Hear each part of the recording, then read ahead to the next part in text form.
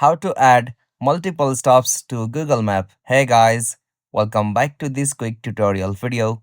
Today I will show you that how can you add multiple stops to Google Map. So let's get started. On this process, after you open the Google Map, you'll have to just tap on the option search field just at the top of screen.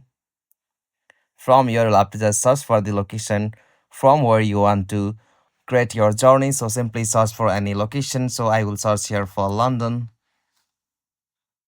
Alright, and after you set the direction from your location, you'll have to just choose for the starting point to end point, and from here, after you choose for your location, you'll have to just check for the stop option there. So I will set the starting and ending location from here.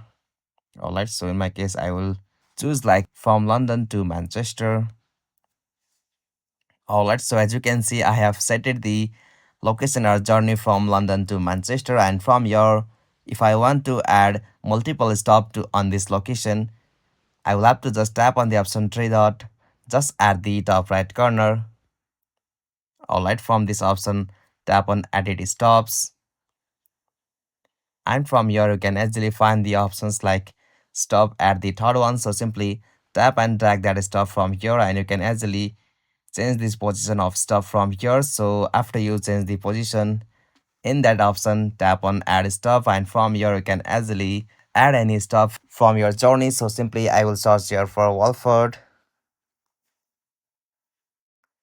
Alright, so as you can see, I have successfully added a stop on my journey from London to Manchester. So as you can see, from the London, I can see a stop here like A. So on this way, you can also add multiple stop from here by tapping on the stop option. So after you're done from here, tap on the option done, just add the bottom right corner of that section.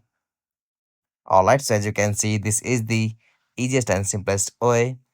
Hope you found this video helpful to you, and please don't forget to give a like and subscribe to our YouTube channel for more quick and short tutorial like this. Thank you for watching this video. See you on next one.